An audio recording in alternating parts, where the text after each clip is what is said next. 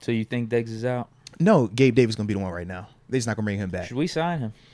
I don't hate it, but I feel like I love him if we have GP going to the next level. I feel like you need a strong, consistent week in and week out one with him. Now, I don't know if you're going to bring him and sign him while you still having a Deontay getting 18 either. That's my only thing with it. I don't think his market is crazy. That's what I was going to say. I think it's going to Shouldn't be it be crazy. less than 10? It should, but are you trying to have that with 18 already in the bill? Well, my thought is if we're actually thinking about bringing in a Tyler Boyd for 7 or 8. I see what you mean. Is Gabe Davis that far off? I know they're different style of players, but maybe that bumps Deontay or Pickens into the slot a little bit more. Fair enough. Davis could take the top off. So the defense. if you're going that approach, sure, that could definitely work. You put Deontay in the slot. That's a hot pace slot. Do you like Davis though? I do, but this is the thing. It feels like he's disappointed for what he was hyped up to potentially be. It's not that he's hyped up. We just call him Big Play Gabe or Big Game Gabe.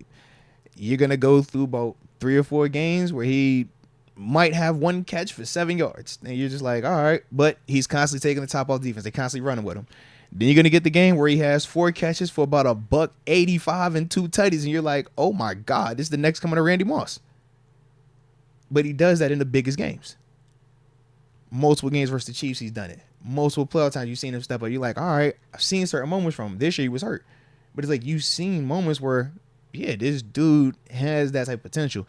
But very similar to Martavis Bryant, not in the off-field stuff, but just in the, just give it to me every single game, is inconsistent. When it's on, though, you're going to love it. When it's on, think about when Tay was on, bro. We'd be over here like, bro, good luck trying to guard that. But then you have some times where it's like, come on, Tay. Like, give me that freaky, dominant, run by you, Randy Moss thing all the time. That's my only thing. Whereas with Tyler, I think Tyler just has a higher floor. I think his floor, week in and week out, we're going to just feel better about what we're spending on it. Whereas with Gabe, like I say, it's going to be some games where we're like, oh, we underpaid this dude. And it will potentially be some moments where we're going to feel like we overpaid him. That's the reality of it. With Diggs up there, you get away with it. You got the 2 tight ends, Kincaid, Dawson Knox, you get away with it. You got the slot receiver, Khalil Shakir, you kind of get away with it. You got the running back, James Cook, you get away with it. Josh Allen, you get away with it. If we're bringing them here, we not naming all them people for us. That's going to be one of our, like, yo, you got to step up, step up. I just don't know if that, you know what I mean, if it's going to work to that extent for us like that with our situation. Yeah. Gotcha. I'm like, in another offense, though, where, it's more developed around him and the quarterback situation is even more sturdy, I think you could work with it because you're not dependent on it as much. He's going to be Allen Robinson, bro.